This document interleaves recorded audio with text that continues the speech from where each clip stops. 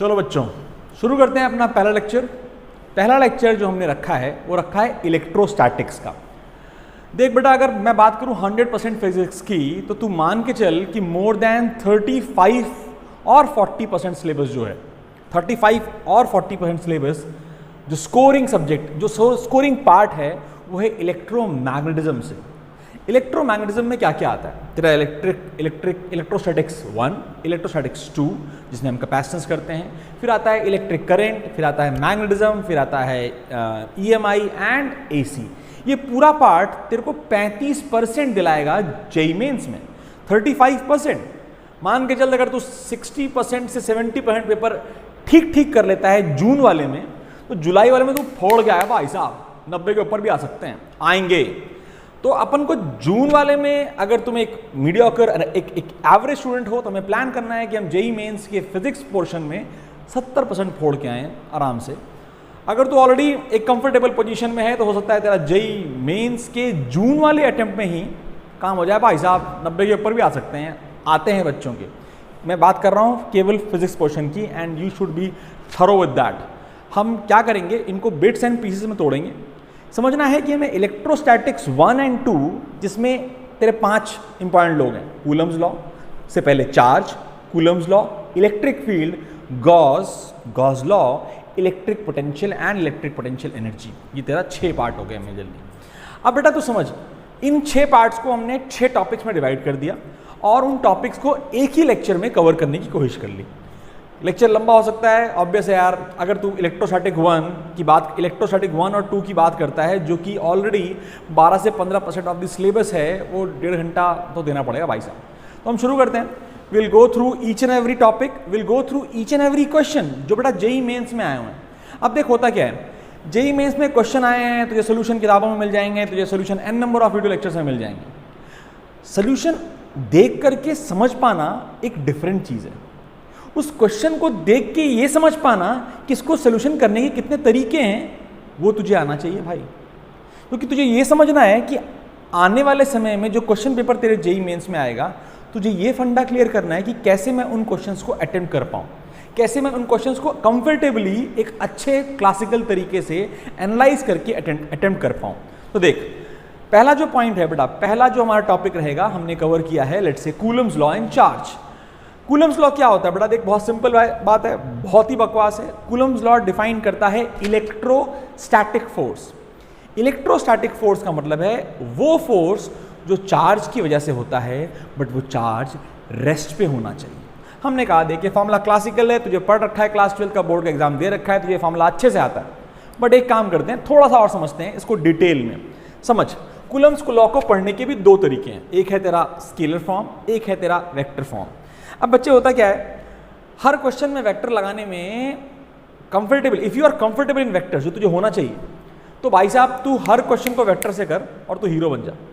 लेकिन मान ले हम शुरुआत कर रहे हैं, अभी भाई साहब पहली बॉल आई है, तो क्या करते हैं हम, कूलम्स लॉ को स्केलर फॉर्म में पढ़ते हैं। कूलम्स लॉ को स्केलर फॉर्म में पढ़ने का फायदा क्या है समझ। स्केलर मतलब मुझे मैग्नीट्यूड आना चाहिए। मान ले एक चार्ज Q1 है, एक चार्ज Q2 है। Q1 Q2 चार्ज अगर r दूरी पे रखे हैं, तुझे क्लासिकली पता है कि इन पे लगने वाली फोर्सेस F12 मतलब फोर्स ऑन 1 ड्यू टू 2 जो होगी, और फोर्स ऑन 2 ड्यू टू 1 जो होगी, वो फॉर्मूला है K Q1 Q2 by r², जहां तू जानता है K is a constant depending upon the medium. यहाँ पर K की वैल्यू वैक्यूम के लिए और एयर के लिए it is 9 × 10⁹ newton metre square पर कूलम स्क्वायर। तुझे पता है, ये सब पता है तेरे। ये तेरा मैग्नीट्यूड हो गया बेटा, और ये बहुत हलवा है। इस मैग्नीट्यूड को निकालते समय ये याद रखना है कि जो चार्ज की वैल्यूज हैं उनको साइन के साथ मत रख देना। Don't use the values of charge with sign, simply the magnitudes should be use. तो इसको मैं मॉडिफाई कर देता हूं, मैं बोलता हूं भाई देख, मॉड वैल्यूज ही यूज करेंगे, मॉड वैल्यूज ही चार्ज की यूज करेंगे। एनी हाउ r² निकाल के तुझे को फोर्स मिल गई। जब तुझे फोर्स मिल गई, फोर्स एक वेक्टर क्वांटिटी है, you need to know the direction also, और वो आएगी किससे? बुद्धि से। बुद्धि क्या बोलती है कि लाइक चार्ज रिपेल करते हैं, अनलाइक चार्ज अट्रैक्ट करते हैं। ये तुझे पता है, ये तुझे अच्छे से पता होना चाहिए। अब क्या है देख, कुछ बातें और समझेगा तो like charge repel, unlike charge attract को और डिटेल में समझ पाएगा। ध्यान दे, पहली बात तो forces are equal and opposite, जैसा तू जानता है, तूने पढ़ा हुआ है, डिटेल में पढ़ा हुआ है, forces are equal and opposite. दूसरा बेटा ये सबसे इंपॉर्टेंट पॉइंट है, ये पॉइंट क्या बोलता है, ध्यान दे, ये पॉइंट बोलता है line of action of force is always along the line joining the two charges। मतलब क्या है, मतलब ये है, ध्यान दे, ये जो लाइन ऑफ एक्ट, ये जो दो चार्ज को जोड़ने वाला पॉइंट लाइन है, ये जो फोर्स होगी हमेशा इसके डायरेक्शन में या तो इधर लगेगी, या इधर नहीं लग सकती, ये बात समझ ले, किसी एंगल पे नहीं लगती, ये बात भी तू समझ ले। तो क्या हुआ भाई साहब, हमने कहा ठीक है, बढ़िया है, मस्त है। तो दो बातें समझ में आई, जब हम बोलते हैं इक्वल एंड ऑपोजिट उसे बोलते हैं एक्शन रिएक्शन पेयर। तो electrostatic forces are action reaction pair. But जब हम बोलते हैं कि लाइन ऑफ एक्शन भी सेम है तो उस टाइप की फोर्सेस को equal, opposite and line of action same is known as central forces. ये नाम याद रख, नीट वालों स्पेसिफिकली ये नाम याद रख। मैं नीट वाले बच्चों को स्पेसिफिकली कुछ बातें बोलता रहूँगा बीच बीच में। तुम जब भी मेरे इन क्रैश कोर्स के थ्रू जाओ, आपको क्या करना चाहिए, नोट्स बनाते समय मेंशन करना चाहिए, ये नीट के लिए चिल्लाया था टीचर, ये मास्टर बोला था भाई साहब, ये नीट में आएगा, ये नीट के लिए इंपॉर्टेंट है। जेईई मेंस में they won't ask you what is central force. Okay, then तेरे को भाई साहब जो इस पूरी कहानी में हीरो बना, एक फोर्स बना। और अगर तेरे पास एक फोर्स है, एक नई टाइप की फोर्स है, तेरे पास दो नई टाइप की फोर्स आएंगी इलेक्ट्रोमैग्नेटिज्म में। पहली आ चुकी है जिसका नाम है इलेक्ट्रोस्टैटिक फोर्स, दूसरी आएगी जिसका नाम होगा मैग्नेटिक फोर्स। लेकिन अगर फोर्स आ गई तो क्या फोर्स आते ही पूरी मैकेनिक्स खुल गई भाई साहब? ले फोर्स है तो तू डायनेमिक्स सीख सकता है, तो वर्क पर एनर्जी पे क्वेश्चन आ सकते हैं, रोटेशन पे क्वेश्चन आ सकते हैं, नो व्हाट नॉट, सब पे आ सकते हैं। तो भाई साहब एक पूरी नई मैकेनिक्स तेरे लिए तैयार है और आपको वो पढ़नी है, हमें वो शुरुआत करनी है। चलो बेटा, कूलम्स लॉ पर डायरेक्ट क्वेश्चन पूछ रहा हूं, परेशान होने की कोई जरूरत नहीं है। देखना, मैं कूलम्स लॉ पर specific question, mechanics, and then there is a very classical part known as equilibrium problems. बेटा यहां पर क्या होता है समझ और ध्यान रख, ये जो पार्ट है ना, equilibrium problems is a very classical part, जो जेई हो चाहे नीट हो, दे आस्क, हमें कॉन्सेप्ट समझ में आना चाहिए। ध्यान दे, देख बेटा और सही समझ, अगर एक चार्ज Q1 और एक चार्ज Q2, केस नंबर 1 जो है वो सिमिलर चार्ज है, यानी दोनों पॉजिटिव या दोनों नेगेटिव। बेटा अगर ये दोनों पॉजिटिव और दोनों नेगेटिव हैं तो आपसे ये बोला जाता है कि भाई एक थर्ड चार्ज है, कोई भी थर्ड चार्ज। अब ध्यान सुनना, ये थर्ड चार्ज अगर मैं कैपिटल Q मानता हूँ, ये भाई साहब पॉजिटिव हो या नेगेटिव हो, उससे कोई खासा फर्क नहीं पड़ता कि ये किस पॉइंट पर अंडर इक्विलिब्रियम आएंगे, ये किस पॉइंट पे इक्विलिब्रियम में आएंगे, इसका कोई भी नाता रिश्ता इनके साइन से नहीं है। हमने अच्छा ये बात है भाई साहब।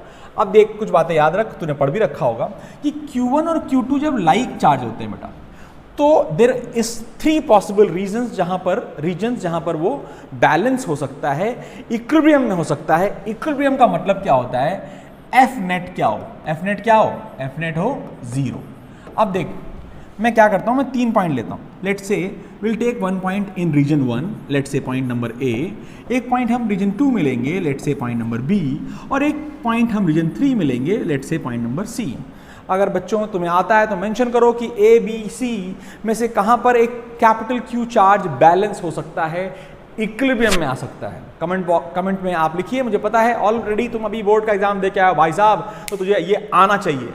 स्टिल अगर नहीं आता है तो देख ध्यान दे, मैंने कहा 1 पे let's keep the charge Q as positive. ले भाई पॉजिटिव, तो पॉजिटिव एंड पॉजिटिव, मैं Q1 को भी पॉजिटिव ले रहा हूँ, Q2 को भी पॉजिटिव ले रहा हूँ, मैं नेगेटिव ले सकता हूँ, कोई चेंज नहीं आएगा बच्चे, तू नेगेटिव लेकर के खुद ये एनालिसिस कर। ध्यान दे, मैंने पॉजिटिव चार्ज ले लिया, इन अंकल को भी पॉजिटिव ले लिया, पॉजिटिव रिपेल करेगा, यानी ये जो फोर्स होगी F1 ये रिपेल होगी, ये पॉजिटिव और ये पॉजिटिव फिर से रिपेल करेंगे, यानी F2 रिपेल करेंगे। ये फोर्सेस F1 F2 को डायरेक्शनल हैं, कभी कैंसिल आउट नहीं हो सकती, यानी रीजन 1 में कभी भी ये चार्ज क्या नहीं हो सकता, बैलेंस नहीं हो सकता।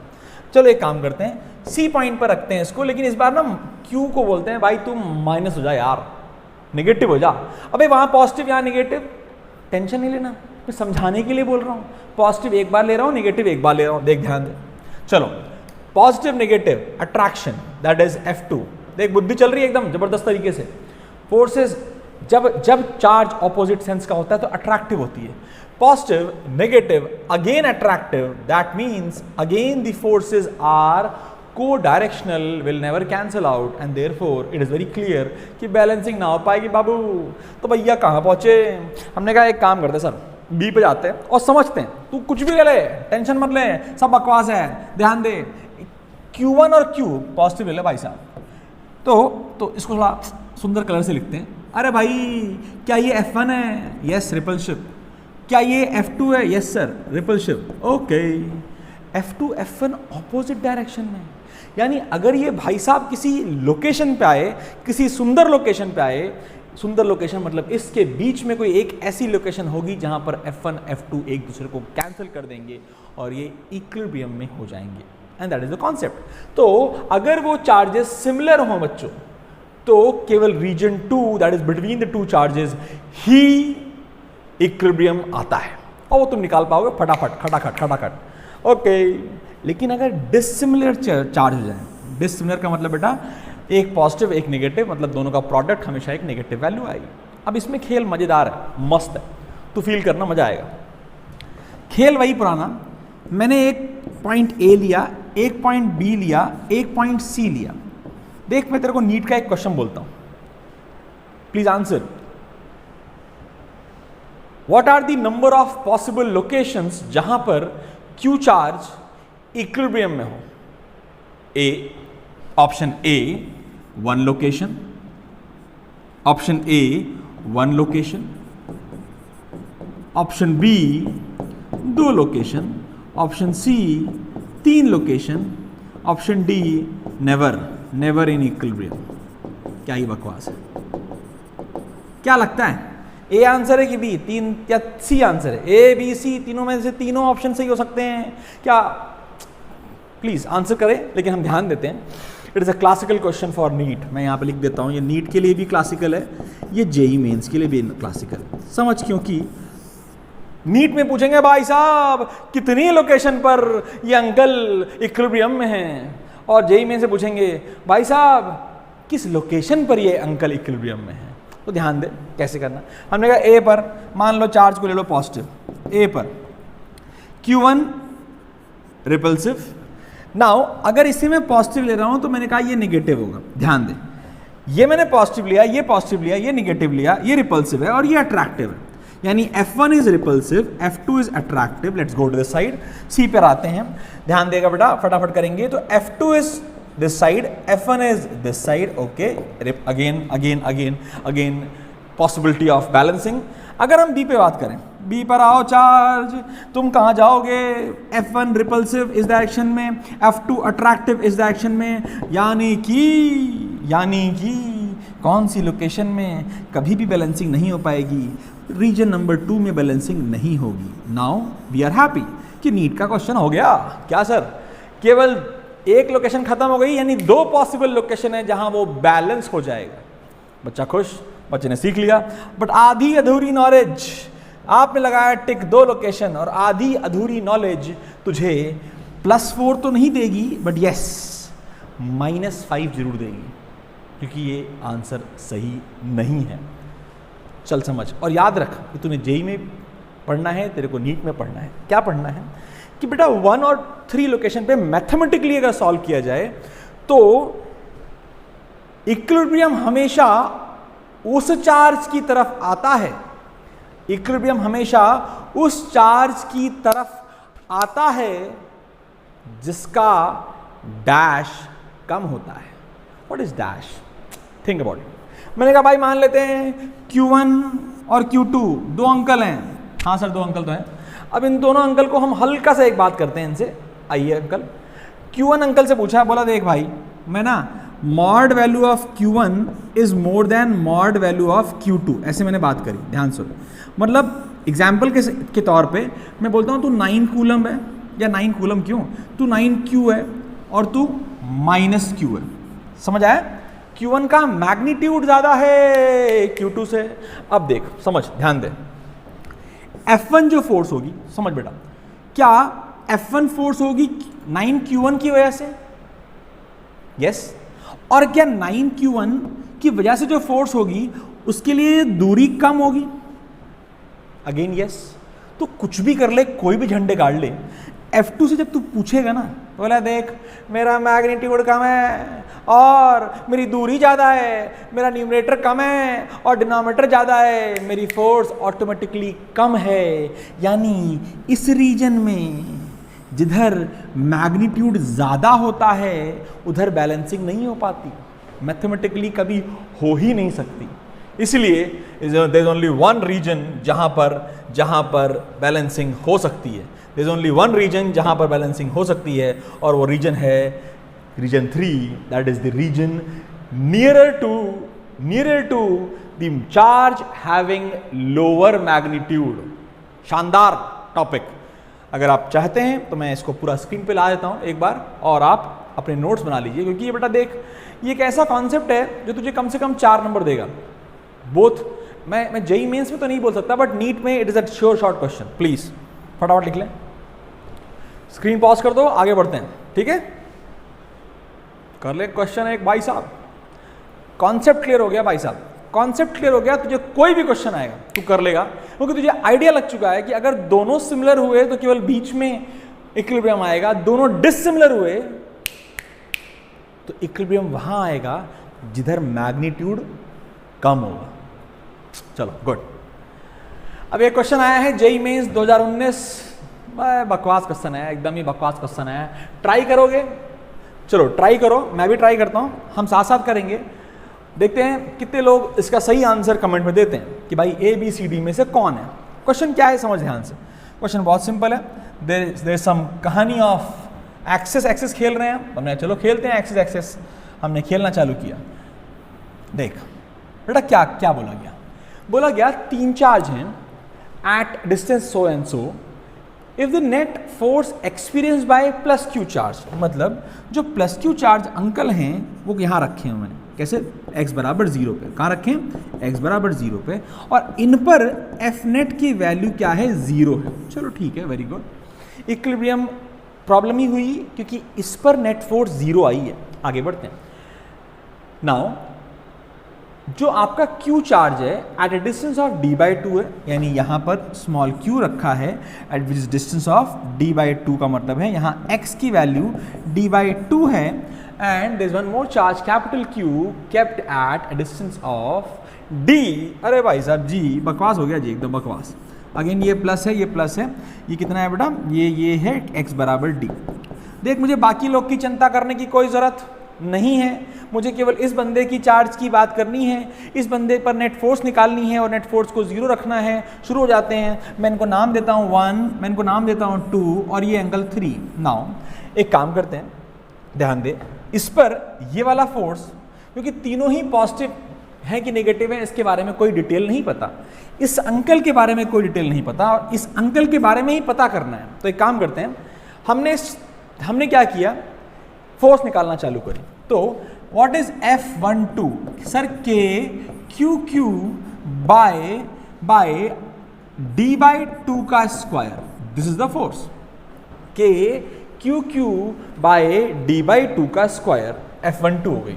Now F13 that is equal to, ध्यान देना बड़ा मजा आएगा, K Q square by D का स्क्वायर। ध्यान दे, मुझे क्योंकि Q भाई साहब के बारे में कुछ पता नहीं है, मुझे पता नहीं है कि नेगेटिव है पॉजिटिव है, हमने कहा तुझे बाद में देखेंगे भाई, बुद्धि लगाते हैं। क्या जो मेरी ये फोर्स है F13, क्या दोनों चार्ज पॉजिटिव हैं? यानी this has to be repulsive in nature, यानी F13 यहां लगेगी।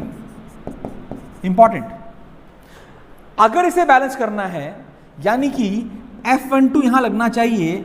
F12 यहां लगने का मतलब है कि भाई साहब, F12 यहां लगने का मतलब है भाई साहब इन दोनों में अट्रैक्शन, यानी कि Q इज नेगेटिव, यानी कि अबे फायदा कुछ हुआ क्या? हाँ हुआ ना, ऑप्शन कैन बी A भी ट्रू एंड D भी ट्रू, लेकिन 2 है ना भाई, यानी सॉल्व करना पड़ेगा। चलो करते हैं, वैल्यू रख बेटा, बराबर कर दें इनको बस।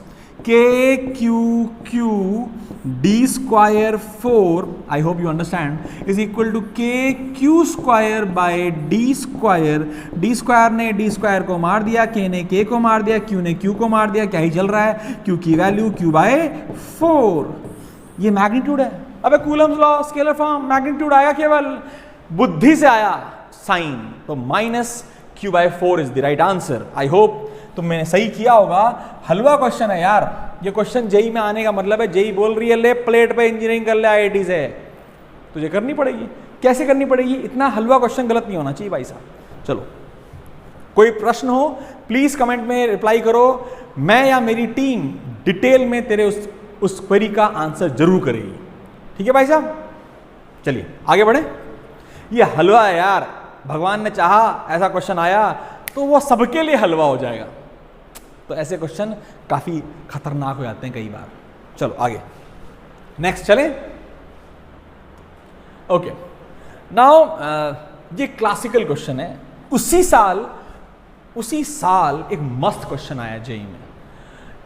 अब मैं ये क्वेश्चन सॉल्व जब आपको कराऊंगा ना तो बोले अबे क्या ही पढ़ा रहा है, मैथ्स पढ़ा रहा है कि फिजिक्स पढ़ा रहा है। देखना, मैं हर बच्चे को बोलता हूं, आज फिर बोल रहा हूं, फिजिक्स के पीछे मैथ्स ही है और मैथ्स तुझे आनी चाहिए।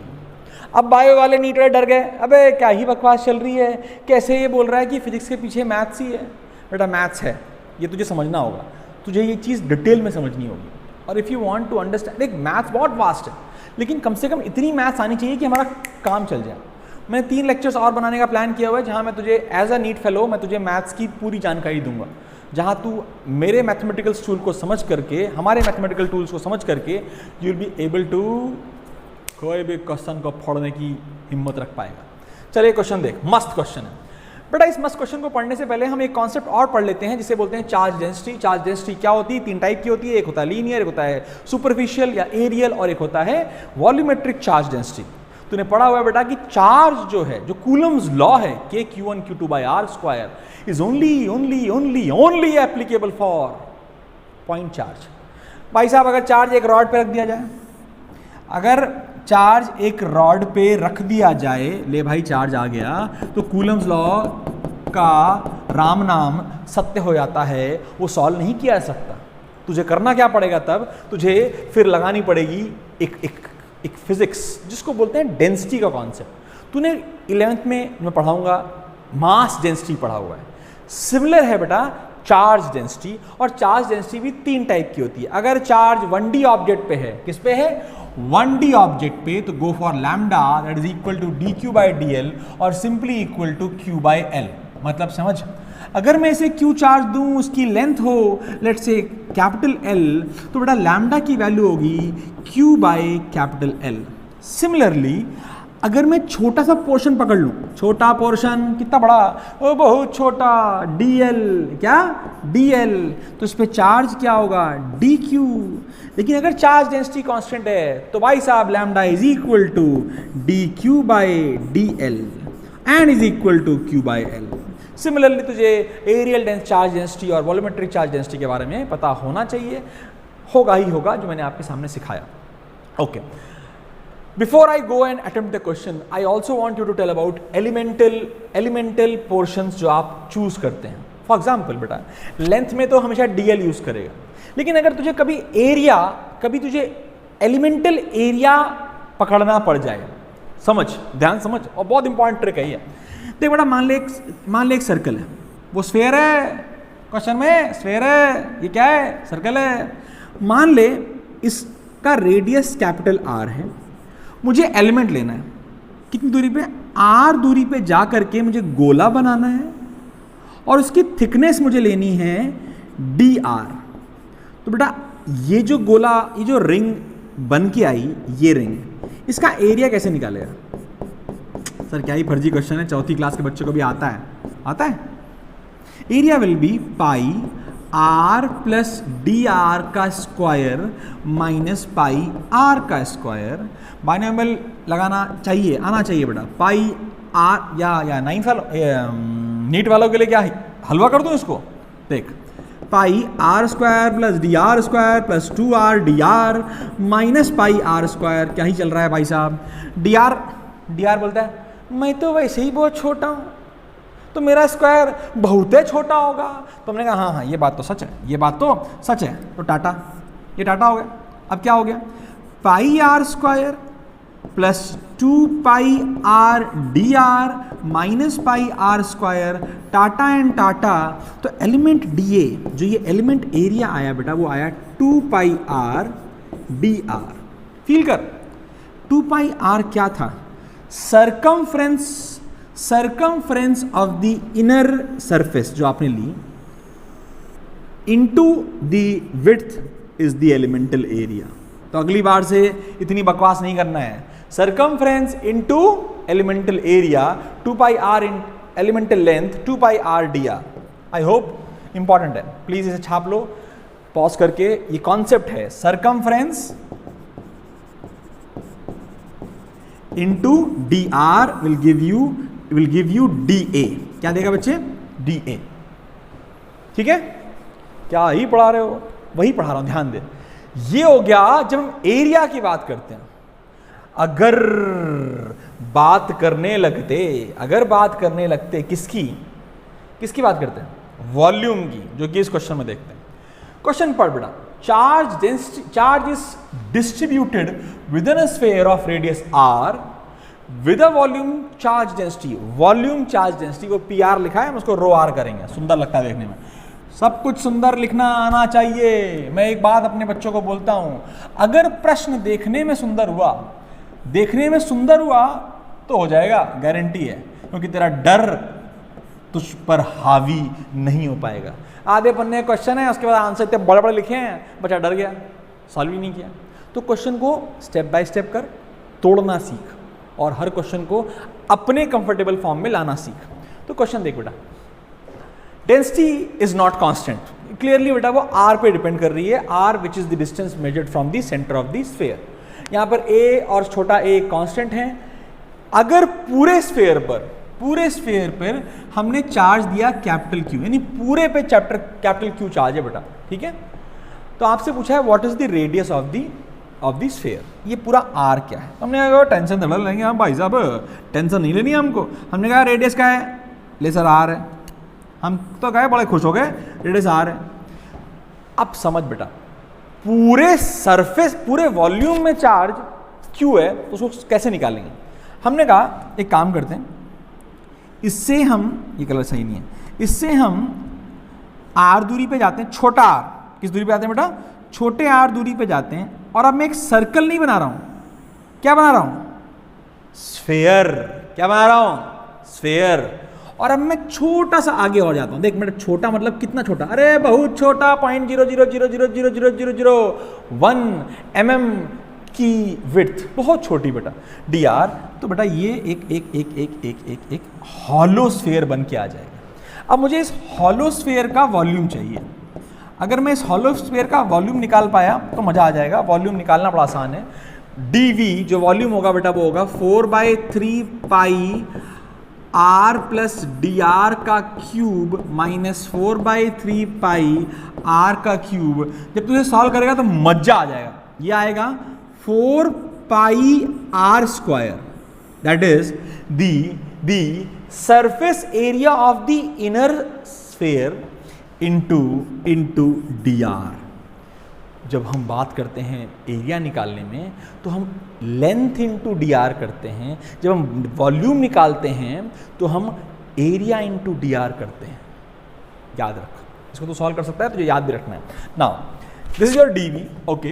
What is density, density is बेटा D Q by D R, D Q by D V, sorry.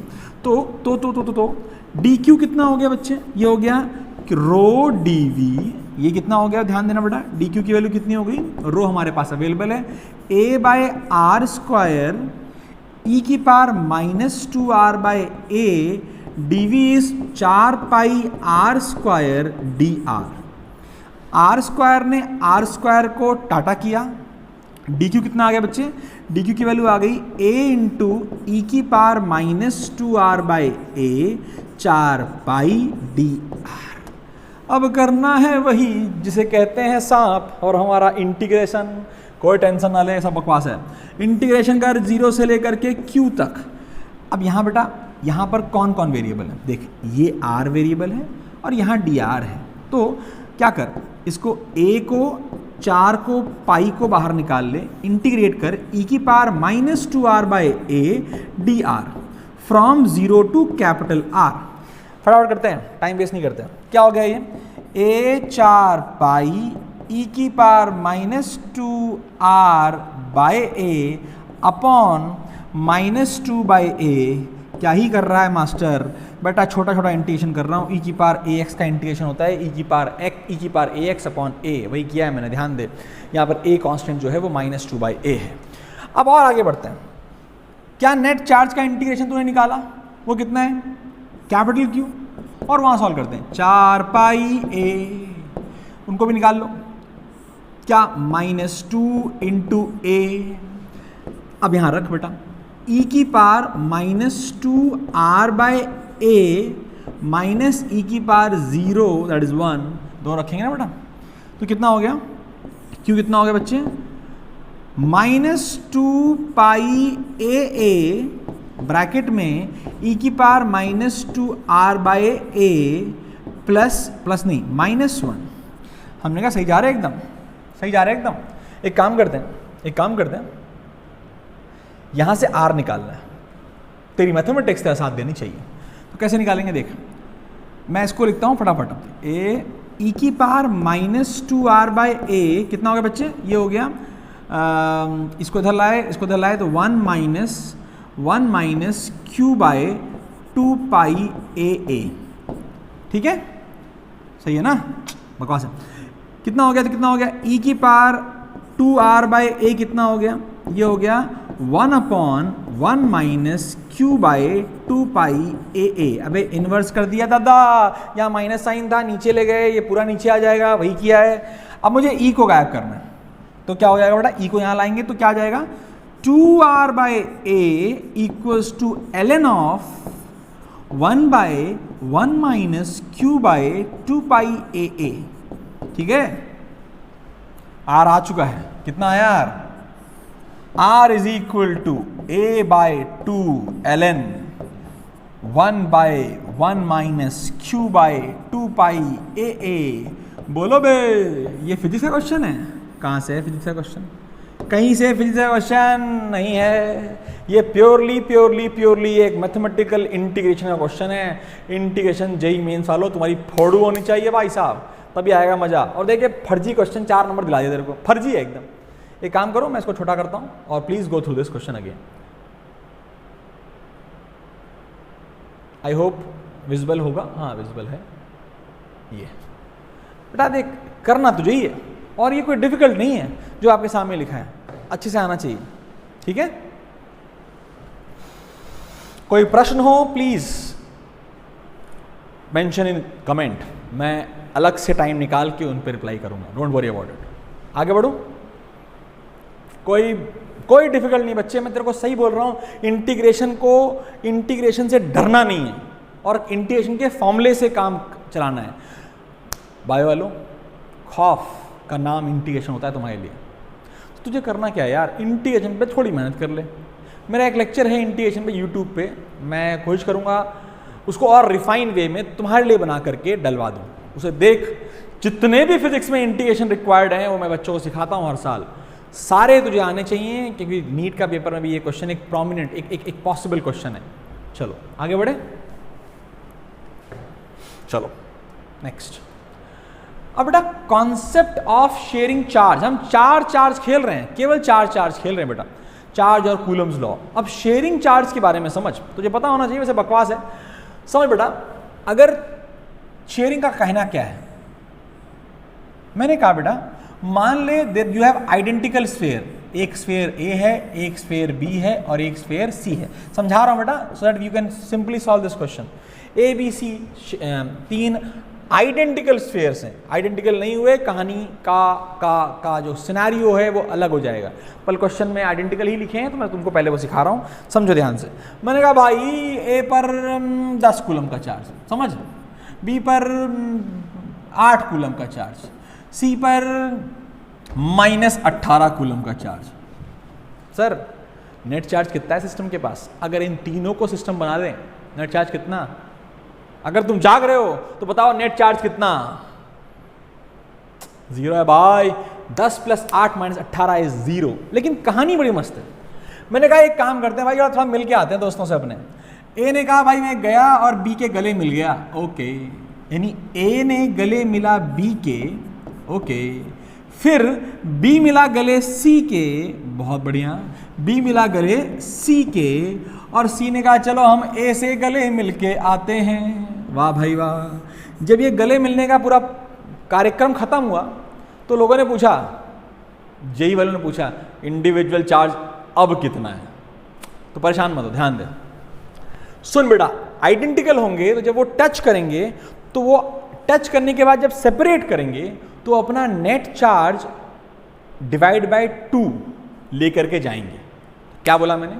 जब ए ने बी को छुआ, 8 + 10 + 8 इज 18, तो जब वो अलग होंगे, स्टेप नंबर 1 जब पूरा होगा तो इसके बाद बचेगा 9 कूलम और इसके पास बचेगा 9 coulomb. I hope you understood. 10 + 8 18 divide by 2 9 9, okay. अब जब ये 9 कूलम और ये -18 कूलम साथ में आएंगे तो इनके पास नेट कितना है?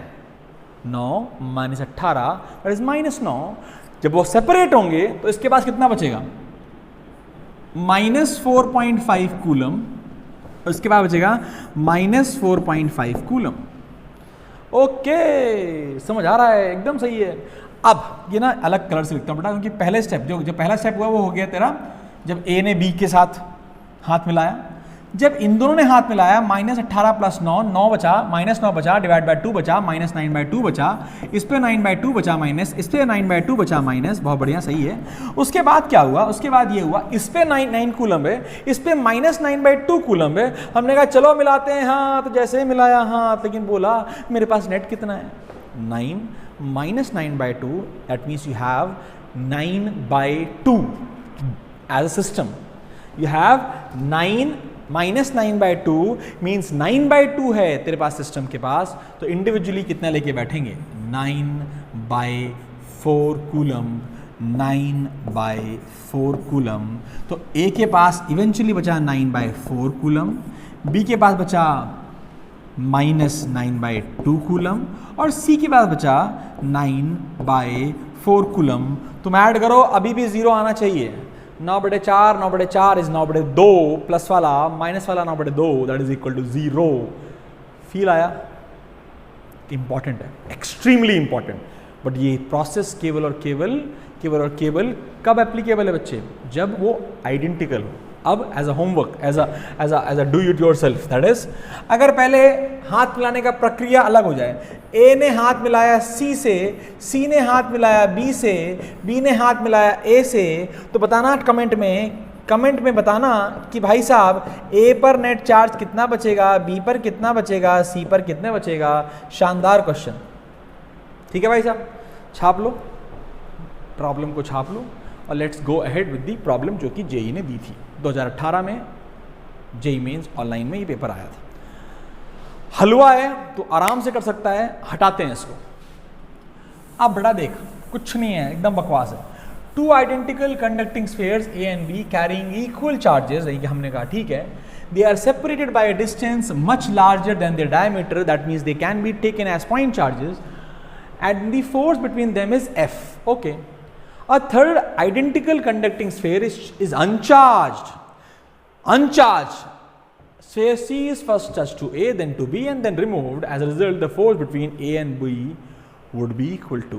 हमने यह कहानी सुन, कहानी मान लेते हैं A है, मान लेते हैं B है, इनके बीच की दूरी R है, तेरे पास Q है, तेरे पास Q चार्ज है, बहुत बढ़िया, मस्त चल रहा है जिंदगी। फोर्स जो तेरे पास इनिशियल है F, that is K⁴/R, your initial condition. अब क्या हुआ, ध्यान देना बेटा। A third identical conducting sphere C is uncharged. Sphere C is first touch to A then to B। ये मस्त इंपॉर्टेंट है भाई साहब, पहले A पे गया फिर B पे गया। अब बेटा सिचुएशन क्या होगी, जब ए और सी है अनचार्ज्ड, ए पर क्यू चार्ज, इस पे 0 चार्ज। जब ये टच होंगे इनके पास नेट चार्ज कितना है, क्यू है, तो लेके कितना बैठेंगे, Q/2 लेके बैठेगा, Q/2 लेके बैठेगा। अब ये C उठेगा, B यहां पर है, C उठ करके बोलेगा चलो चलो चलो चलो चलो चलो चलो यहां चलते हैं, B के पास गए। अब इनके पास नेट चार्ज कितना है, इसके पास Q है, इसके पास Q/2 है, यानी कि 3Q/2 है। यानी अब जब ये शेयरिंग करेंगे तो इससे बचेगा 3Q/2 का आधा 3Q/4 और C पर भी 3Q/4। तो फाइनल चार्ज क्या बचा भाई, A पर बचा Q/2 और B पर बचा, सॉरी हाँ B पर बचा 3Q/4। सी चूल्हे में जाने तो भाई साहब, उसे मतलब ही नहीं, क्वेश्चन में पूछा भी नहीं उसके बारे में। आओ अब एक काम करते हैं, इनकी फोर्स निकालते हैं। F डैश क्या हो जाएगी बेटा, K Q/2 into 3Q/4 upon R, दूरी चेंज नहीं हुई है, that is equal to F dash is equal to Q square कर दूं ना बेटा, KQ square by R square 3/8 that is equal to 3/8 times of initial force. हलवा concept समझ में आ जाए बच्चे तो ये हलवा it is important, very very very very very important problem, और ये है हलवा, एकदम हलवा। प्लीज इस पर और क्वेश्चन तुझे मिल जाएंगे, इस पर क्वेश्चन करो, इस पर क्वेश्चन अच्छे से करो। आइडेंटिकल वाले क्वेश्चन ही नॉर्मली जेईई मेंस में आपको देखने को मिलेंगे। चलो नेक्स्ट करें, ज़्यादा हो गया क्या, अभी तो पार्टी शुरू हुई है दादा। डरना नहीं, अब ये थोड़ा डरना तो पड़ेगा भाई साहब, क्योंकि मास्टर ने यहाँ पे DTY लिख दिया है, do it your self, do it होता ना भाई साहब। तो अब अपने आप करना है, अब अपने आप इस क्वेश्चन को करो, इस क्वेश्चन को करो सॉल्व, इसका आंसर मुझे दो कमेंट में, और गूगल मत करना, गूगल करने वालों की कभी जीत नहीं होती है। तो कम से कम तुझे क्या करना है, इसको अपने आप करना है बेटा, एक बार अपने आप कर, ट्राई कर, and then we will release the key also. इसको देखना नीचे कमेंट में, हम इसको आज अगर ये रिकॉर्डिंग आज शाम को मिलेगी तुम्हें 5 बजे, तो कल शाम को 5 बजे तुम्हें इसका सोल्यूशन भी नीचे एक PDF फाइल में मिलेगा। तो please go through that also. Okay, अब बेटा सिमिलरली प्योर मैकेनिक्स है, प्योर मैकेनिक्स, और मैकेनिक्स का क्वेश्चन है। मैं चाहता हूँ एक क्वेश्चन तेरे को कर दूँ, तो ये वाला क्वेश्चन मैं तेरे को करा देता हूँ, अच्छा क्वेश्चन है। Let's have you can go through this question, हम स्क्रीन को पॉज करो और वेट करो, और हम फिर करेंगे इस क्वेश्चन को, ठीक है। करा, देखें यार, देख है डिफिकल्ट, कहाँ का डिफिकल्ट क्वेश्चन समझ में आ गया तो बकवास है भाई। देख क्वेश्चन में बेटा देख, पिक्टोरियल रिप्रेजेंटेशन बहुत जरूरी है। बना कि दिया क्या है भाई, दिया ये है कि एक है एक्स एक्सिस और एक है वाई एक्सिस, और एक्स और वाई एक्सिस के ओरिजिन पर एक चार्ज रखा है जिसका नाम है Q0, जिसकी वैल्यू है Q/2। ओके, नाउ बेटा ध्यान देना, x बराबर -a पर और x बराबर +a पर देर आर 2 मोर चार्जेस। ध्यान देना क्या रखे हुए हैं, 2 चार्जेस, दोनों का ही मैग्नीट्यूड स्मॉल q और स्मॉल q है। बहुत बढ़िया, कोई दिक्कत नहीं है। अब बेटा if charge Q0 is given a small displacement, small important है भाई साहब, बहुत छोटा, कहाँ किससे छोटा y जो है डिस्प्लेसमेंट बेटा वो a से बहुत छोटा है। हमने ओके यार बहुत छोटा होगा तो यार यहाँ कहीं होगा, दिखाई नहीं देगा, तो हमने कहा चलो यहाँ देखते हैं। ये जो y हमने बनाया है जानबूझ के ज़्यादा बड़ा बनाया है, सो दैट हम रेजोल्यूशन करें तो हमें समझ में आए। और बेटा यहाँ पर ये Q/2 और अदर Q0 जो है वो Q/2 चार्ज रखा हुआ, लेके गए हम इसको बहुत थोड़ी दूर। अब बेटा इस पर नेट फोर्स किस डायरेक्शन में लगेगी और किसके प्रोपोर्शनल होगी वो समझना है। देख बेटा सिंपल है यार, कुछ भी नहीं है। देख नोटिस कर, ये भी पॉजिटिव, ये भी पॉजिटिव, ये भी पॉजिटिव, सारे तीनों पॉजिटिव है। ओहो क्या ही बात है। क्या रिपल्सिव फोर्स लगेगी? यस। क्या यहाँ भी रिपल्सिव फोर्स लगेगी? यस। क्या दोनों फोर्सेस का मैग्नीट्यूड बराबर होगा? एग्जैक्टली होगा, जरूर होगा बेटा। और इसकी वजह से अगर फोर्स का मैग्नीट्यूड बराबर है, हमने कहा ये वैल्यू F जो है वो ये भी F होगी, ये भी F होगी। समझ क्यों बराबर है? चार्ज आइडेंटिकल हैं Q और जिस पे लगा रहे हैं फोर्स वो भी आइडेंटिकल है। वो मूव कर रहा है एक परपेंडिकुलर बाइसेक्टर पर, यानी कि डिस्टेंस भी सेम होगी। ये डिस्टेंस कितनी आएगी? ये आएगी under root of A square plus Y square. ये भी आएगी under root of A square plus Y square, ये भी आएगी under root of A square plus Y square. कोई रॉकेट साइंस नहीं है, एकदम बकवास है। नोट करना बेटा, ये एंगल अगर मैं थीटा मान लूँ तो ये एंगल भी मेरा थीटा हो जाएगा बच्चों। ओके, देख बेटा, ये फोर्स F, ये फोर्स F, तो इसके दो कॉम्पोनेंट होंगे। क्या होंगे? इस पर लगने वाली फोर्सेज जो होंगी इस डायरेक्शन में। नोटिस करना, मजा आएगा। यहाँ पर डॉटेड लाइन खींच ले, हमेशा खींचा कर।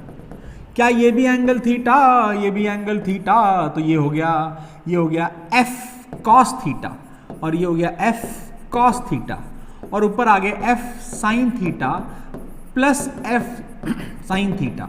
ओके, तो cos ने cos को नोस्ते किया, क्योंकि F cos इधर लगेगा, F cos उधर लगेगा। नेट फोर्स F नेट जो है बेटा वो है 2F sin थीटा। चलो रखते हैं 2F 2K Q by 2 upon under root of A square plus Y square का whole square into sine theta. अबे साइन थीटा क्या होता है? Perpendicular upon hypotenuse under root of A square plus Y square.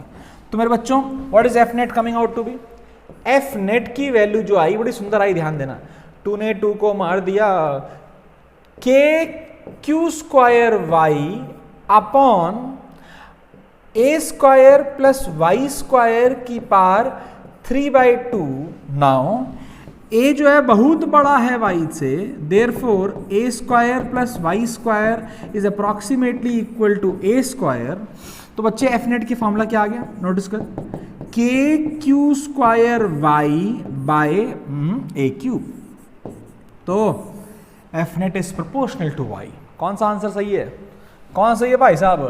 क्या अच्छी प्रश्न था कि नहीं था? एकदम बकवास प्रश्न। And that is basically the first अध्याय of our electrostatics, a very small अध्याय। हम शुरू करते हैं अब इलेक्ट्रिक फील्ड का कॉन्सेप्ट। इलेक्ट्रिक फील्ड के कॉन्सेप्ट में जितना कुछ होगा मैं तुझे समझाऊंगा, सारे फॉर्मूले एक बार लिखवा दूंगा और तुझे उन्हीं फॉर्मूले पर बेस क्वेश्चन कराऊंगा। ठीक है, चलो, आई होप तुम्हें समझ में आ रहा है बेटा। अगर समझ आ रहा है तो भाई साहब थोड़ा राहुल सर को लाइक कर देना, इस चैनल को सब्सक्राइब कर देना, और हमारा नाम थोड़ा रोशन करके आना। जेई मेंस में और नीट में झंडे गाड़ के आना भाई साहब, और बोलना फिजिक्स में तो अपन हीरो है, अपन को टेंशन ही नहीं है, अपना है ना राहुल सर, हमारा राहुल भैया है, अभी जून वाले में करा रहा है, फिर जुलाई वाले में कराएगा, और अपन फोड़ फाड़ के आएगा भाई साहब, किसी को भी छोड़ेगा नहीं, और फिजिक्स के दम पर मैं कट ऑफ क्लियर करूंगा। ठीक है, चलो आगे बढ़े। गुड।